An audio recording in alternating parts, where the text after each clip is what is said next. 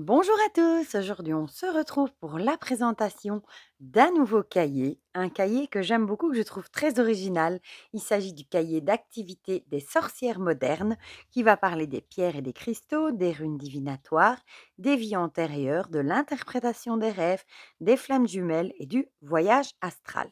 Donc je l'ai reçu des éditions, vous ne le voyez pas, avec le reflet Jouvence pour pouvoir le partager avec vous. Voilà. Donc je le trouve très chouette. Donc encore une fois, il est rédigé, par plusieurs, personnes différentes et du coup, c'est comme si on avait plusieurs cahiers en un. Voilà. Donc on va lire ensemble ce qui est écrit au dos. Il était un temps où guérisseuses, médiums, sages-femmes et autres sorcières devaient dissimuler leurs dons sous peine de se retrouver sur le bûcher. Ce temps est révolu. Aujourd'hui, être sorcière est une philosophie de vie assumée par beaucoup de femmes, un état d'esprit entre sororité, conscience, introspection, connexion à la nature et au monde invisible. Que vous soyez en vacances ou simplement en train de vous accorder une pause, ce cahier d'activité est là pour vous faire pratiquer des rituels de magie et enchanter votre quotidien. Pierre, runes, voyage astral, interprétation des vies antérieures, il y en a pour tous les goûts et toutes les sorcières. Alors, Artemisia, guérisseuse passionnée de pierres et de cristaux. On a Véronique Barrault, spécialiste des croyances d'antan. Sélénée, experte en tirage de runes. Olivier Cochet, maître praticien en PNL et en hypnose ericksonienne. Emmanuel Johnson, magnétiseuse. Et Céline Coll, numérologue, partageant avec vous leur spécialité et vous aidant à pratiquer la magie. Voilà. Donc ça, ce sont toutes les personnes qui l'ont rédigé et il est au prix de 19,95 €. Mais bon, quand c'est pas très cher vu qu'on a quand même du coup 1, 2, 3, 4, 5, 6 thèmes différents. Donc c'est comme si on avait 6 cahiers différents. Voilà. Donc on va le regarder ensemble. On a le sommaire. Donc en premier, on a une introduction, puis on a constitué votre sélection de cristaux magiques avec Artemisia et Véronique Barrault. Expérimentez la puissance des runes divinatoires avec Sélénée. Ouvrez les portes de vos rêves avec Olivier Cochet. Partez à la découverte de vos vies antérieures avec Emmanuel Johnson. Moi, c'est quelque chose qui m'intéresse beaucoup, ça, les vies antérieures. Apprenez à reconnaître une relation flamme jumelle avec Céline Cole et faites l'expérience du voyage astral avec Emmanuel Johnson. Alors, on a une introduction. Voilà, je vais peut-être juste mettre pause une minute et vous mettre au-dessus, je pense que vous verrez mieux. Voilà, je pense que vous verrez mieux vu d'en haut. Donc, comment fonctionne ce cahier? Donc, l'idée est de vous proposer de pratiquer la magie à travers de multiples outils. Ça, c'est ce que je viens de vous lire, hein, les différents thèmes de ces cahiers. J'écris mon rituel d'entrée dans ma pratique spirituelle. Écrivez ici les étapes de rituel d'entrée dans votre pratique. Il est important qu'il soit juste pour vous et qu'il vous corresponde. Donc, on a la première partie, on va dire, constituer votre sélection de cristaux. J'aime beaucoup la page comme ça de Gart. Donc, on a la lithothérapie en pratique, je vais y arriver, définition, l'histoire, les objectifs, comment utiliser les pierres, les formes de pierres, comment choisir ces pierres, pourquoi les nettoyer, comment les nettoyer, comment les recharger. Donc là, c'est vraiment des conseils, c'est chouette à faire aussi. Comment les programmer, ça c'est bien aussi. 10 pierres de sorcière pour booster sa magie. Voilà. On a par exemple ici l'obsidienne pour renforcer l'aura, croyances et légendes, comment entrer en contact avec l'obsidienne, les bienfaits spirituels, comment la purifier et la recharger. Voilà, donc ici, bon, je vais passer, je ne vais pas toutes vous les montrer, hein. Topaz, cristal de roche. Et puis ici, on a mes pierres et cristaux préférés et vous pouvez en lister quelques-unes. Puis on a le deuxième chapitre avec expérimenter la puissance des runes divinatoires.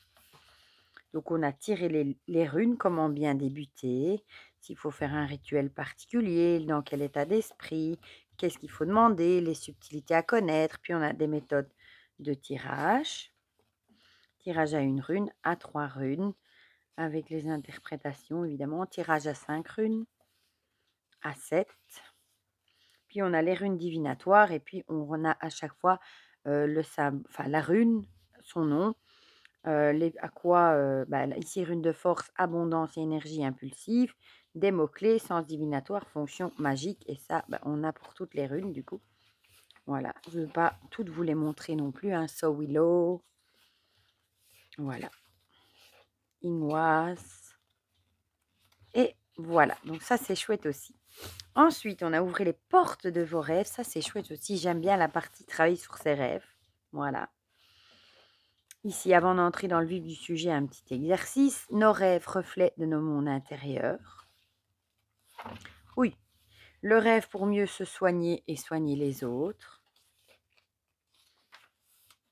Le rêve et les différentes tentatives pour mieux comprendre son passé, appréhender son avenir et profiter de l'instant présent. Les 5 étapes de bonne futurisation onirique vont vers le futur. Ici, il vous les explique. Les rêves et les oracles.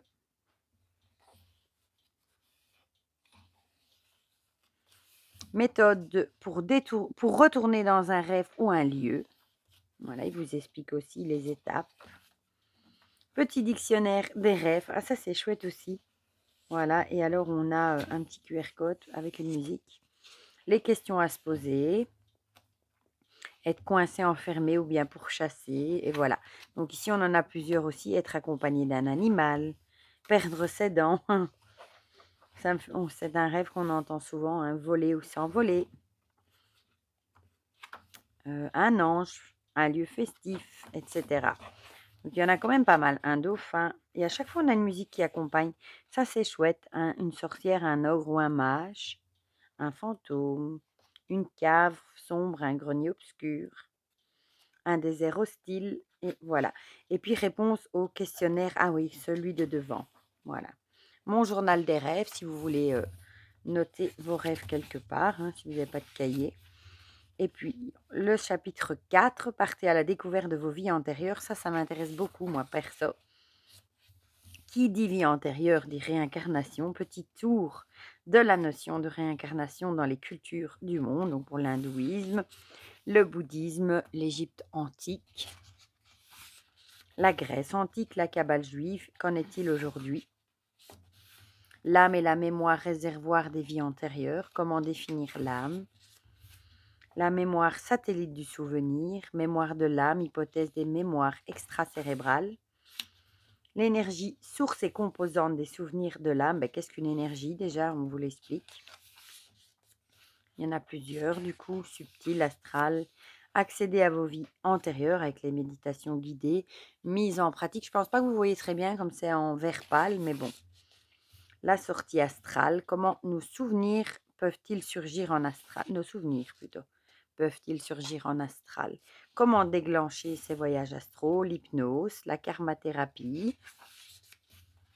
Mes expériences en voyage astral, si vous voulez les noter. Réponse au questionnaire qu'il y avait au début. Donc en vert, ce sont les corrigés. Apprenez à reconnaître une relation de flamme jumelle. Ici, on a un quiz. Êtes-vous dans une relation flamme jumelle? Les caractéristiques d'une relation flamme jumelle. Bon, il y en a plusieurs. Il y en a combien en tout? 9. Quel est l'objectif de cette relation intense? L'éveillé et le fugitif. Les différentes étapes du parcours, la quête, la rencontre physique, la fusion, la crise, la séparation, la nuit noire de l'âme, le travail, la réunion alchimique. Faites l'expérience du voyage astral, ici. Qu'est-ce qu'un voyage astral? Du coup, c'est bien parce qu'on, comme dans les vies antérieures, on conseille aussi de faire le voyage astral. Mais vous avez un chapitre pour vous expliquer ce que c'est. L'astral, une dimension d'initiation. Les différentes figures de l'initiation, les rencontres astrales, les guides, les amis, les âmes d'une vie antérieure. Place à la pratique, comment le réussir, son voyage astral, elle vous donne des conseils. Il y a des méthodes et des exercices, il y a la transe chamanique. Comment se déroule la transe, que ressent le voyage lors de cette transe. Un petit mot sur l'hypnose spirituelle, l'intention posée. Une visualisation et puis mise en pratique. Se souvenir et restituer son voyage astral. Comment peuvent se manifester des souvenirs après un voyage et comment s'en souvenir. et comment restituer le voyage. Et puis un carnet de souvenirs si vous voulez prendre des notes. Voilà, donc il fait quand même 220 pages et vous avez du coup plusieurs thèmes différents. Moi, je le trouve très très chouette. J'aime bien les cristaux. Bon, là, c'est pas mal de choses que je connais déjà, mais les runes, pas encore. Les vies antérieures, je trouve ça très bien. On n'en a pas encore un cahier sur les vies antérieures. Sur les rêves non plus. Flamme jumelle, voyage astral, pas spécialement non plus. Et en plus, j'aime beaucoup la couverture aussi. Voilà. Du coup, dites-moi dans les commentaires ce que vous en pensez, si ce cahier d'activité, vous le trouvez chouette, par exemple pour les vacances ou pour tout le temps. Bon, il y a le reflet, il y a rien à faire. Je vais le garder comme ça 1 minute. Je vous mets le lien dans la barre de description pour vous le procurer. Et dites-moi s'il y a des thèmes qui vous intéressent ou si vous intéressent tous, si vous le trouvez chouette. Voilà. Comme ça, on partage tout ça ensemble dans les commentaires comme d'habitude. Et pour le reste, je vous fais plein de gros bisous et on se dit à très vite pour de prochaines vidéos. Bisous, bisous.